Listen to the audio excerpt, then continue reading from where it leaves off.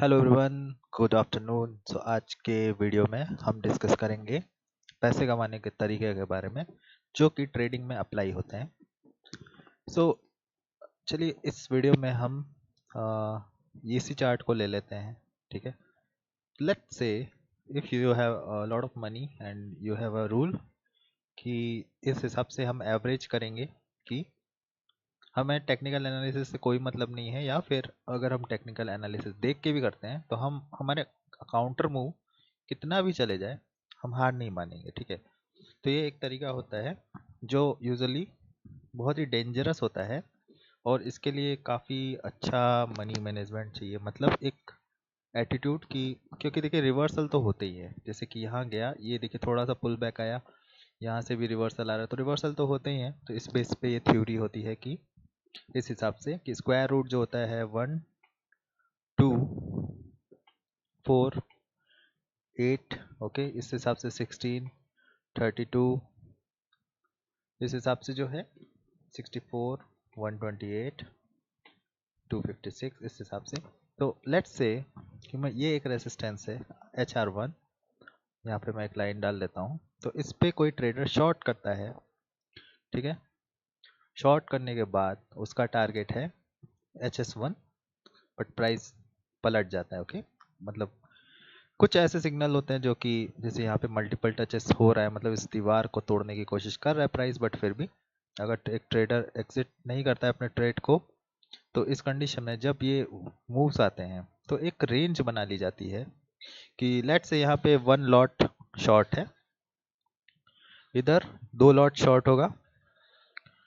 ठीक है, इधर होगा 4 लॉट, इधर होगा 8 लॉट, इधर होगा 16 लॉट, और इधर 32 लॉट,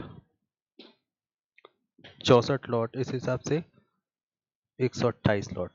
ठीक है, तो इस हिसाब से एवरेजिंग होता है। तो it's very very crazy scene, और बहुत ही डेंजरस होता है, क्योंकि कभी कभी होता है प्राइस पलटे ही ना।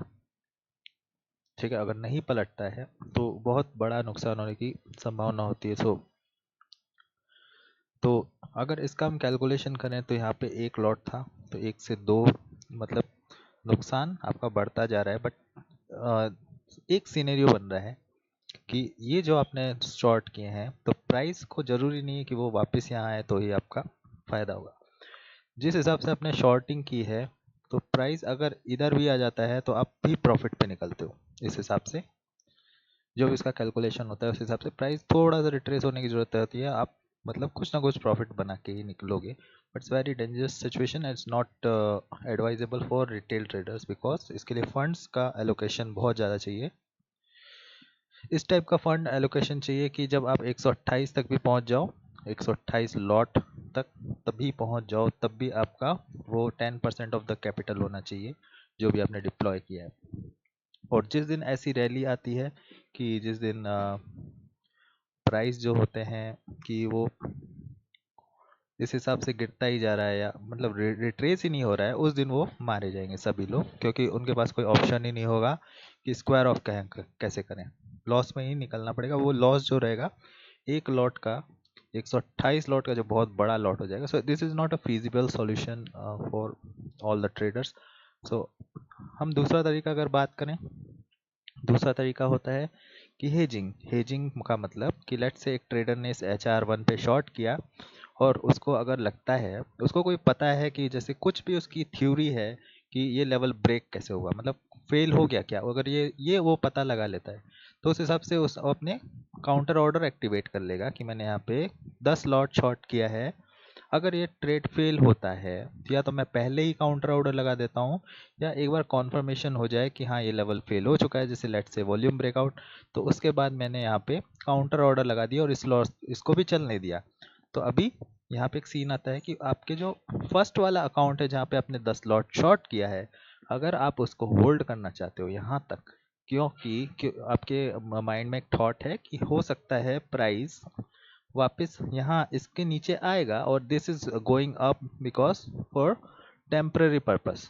ठीक है, अगर ये आपका व्यू है कि टेम्पररी प्राइस ऊपर जा रहा है और आना तो नीचे ही है, आज नहीं 3-4 दिन बाद आएगा, अगर ये व्यू आपका 100% श्योर शॉर्ट है तो आप हेज करो। हेज का मतलब शॉर्ट पोजीशन यहाँ पे लॉस में आपने खोल रखी है और उसको कवर करने के लिए हेज पोजीशन कॉल बाई करके रखा है। तो इस कंडीशन में ये वाली जो ट्रेड है वो प्रॉफिट बना रही है। और जब आपको वो पता चल जाता है, लेट्स से ये HR2, कि यहाँ जाके मैं कॉल पोजीशन स्क्वायर ऑफ कर लूँगा क्योंकि यहाँ से प्राइस गिरेगा फिर सीधे नीचे आएगा। तो अगर ये थॉट है आपकी तो बिल्कुल आप इस कॉल पे, मतलब जो ये लॉस बन रहा है वो आप इसमें कवर कर रहे हो। बट फर्स्ट अकाउंट जो है जहाँ पे आपने ये अपना शॉर्ट किया हुआ है, पुट बाई का रखा है, उधर इतना बैलेंस होना चाहिए कि वो इतना बड़ा लॉस को बियर कर सके। क्योंकि आपको मालूम है ये टेम्परेरी लॉस है और ये मेरा कवर्ड भी हो गया है, बट उस अकाउंट में इतना बैलेंस होना चाहिए कि इतना बियर कर सके। अगर नहीं कर पाया या आपका एसएल काट दिया इधर उधर, तो ये सिनेरियो हेजिंग का भी फेल्ड हो जाएगा। हेज का मतलब रिस्क मैनेज करना, और एक अकाउंट में लॉस और एक अकाउंट में टेम्परेरी आपका प्रॉफिट बन रहा है, तो इस बेस पे हेज होता है। तो ये एक बहुत ही फीजिबल सॉल्यूशन है और रिटेल ट्रेडर ऑफ कोर्स इसको एप्लीकेबल कर सकते हैं। थर्ड जो एक सॉल्यूशन है वो पैसे बनाने का, कि वो एक रेजिस्टेंस है। मान लीजिए यहाँ पे शॉर्ट किया with the valid stop loss. Valid stop loss let's say मैं यहाँ पे मैंने अपना एसएल रखा, अगर वो बनता है पैसा तो मेरा टारगेट 1:2, मतलब ये अगर 1 है ये हो गया 2। तो आपने देखा अगर यहाँ पे शॉर्ट किया तो मान लीजिए आपने यहाँ पे भी शॉर्ट नहीं किया, यहाँ पे भी शॉर्ट किया, तो उस हिसाब से भी 1:2, तो इस हिसाब से मानेंगे कि ये 1 जो भी आपका रिस्क है, 1 का रिस्क हो गया 2 का रिवार्ड, तो ये आपको 2 का रिवार्ड मिल गया, काम खत्म। ठीक है, नहीं मिला अगर तो ये एसएल हिट कर देगा। मान लीजिए आपने यहाँ बुक नहीं कर पाए और आप वेट कर रहे हो और 1:3 या 1:4 बुक करने का, तो इस हिसाब से ये एसएल हिट कर देगा। तो नुकसान बहुत बड़ा तो नहीं है, but this is a really feasible solution जो कि हर एक रिटेल ट्रेडर को करना चाहिए। ओके, सो ये जो रूल्स थे मैंने आपको बता दिए। एक तो एवरेजिंग हो गया, ठीक है, और एक हो गया आपका एसएल वाला, और एक हेजिंग। यही 3 इम्पोर्टेंट सॉल्यूशन है जिसमें हेजिंग और एवरेजिंग वो बहुत डेंजरस सॉल्यूशन है। हेजिंग इतना डेंजरस नहीं है, बट उसके लिए भी एक ट्रेडर का माइंडसेट इतना होना चाहिए कि 2 अकाउंट या फिर एक ही अकाउंट में इतना बैलेंस रखे कि वो उसको पता है कि निफ्टी या बैंक निफ्टी कितना मूव कर सकता है, वहां तक वो थोड़ा होल्ड कर सके। ऐसा नहीं होना चाहिए कि थोड़ा बहुत बैलेंस है और एसएल कट गया तो फिर ख़त्म है गेम, एसएल तो काटता ही है ये। तो इस हिसाब से आपको थिंक करना पड़ेगा कि किस हिसाब से हम मैथमेटिकली अपना मनी को मैनेज करें अकाउंट पे। और ये सारे जो रूल्स हैं यही इम्पोर्टेंट रूल्स हैं पैसे बनाने के लिए। और सबसे इम्पोर्टेंट रूल है कि एसएल एक सही वैलिड एसएल, क्योंकि प्राइस जो होता है अनकंट्रोलेबल होता है, और आपने देखा ये आपको सोचने का ही मौका नहीं देगा एकदम से। अगर आपने इनवैलिड या एसएल नहीं भी रखा है तो जब तक आप सोचोगे प्राइस यहाँ पहुँच जाएगा। ठीक है, और जब तक आप एसएल काटने का सोचोगे प्राइस यहाँ पे पहुँच जाएगा, तो आपका एसएल कटेगा यहाँ पे। क्योंकि यूजुअली ह्यूमन माइंड जो होता है वो थिंकिंग में ज़्यादा टाइम लगा देता है, बट यहाँ पे थिंकिंग करने वाले लोग सर्वाइव नहीं कर पाते हैं।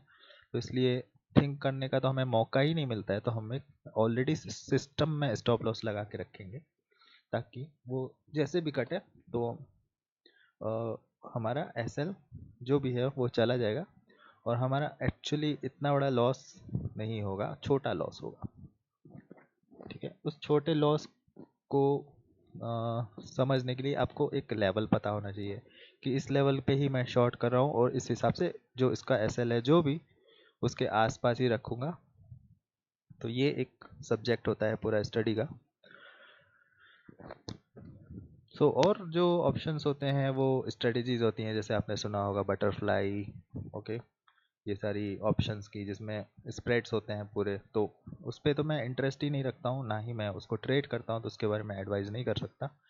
यूजुअली फ्यूचर्स और ऑप्शंस में जो 3 सेटअप्स बताए मैंने उसको मैं फॉलो करता हूँ। So that's all, I hope you liked this video. Thanks for watching.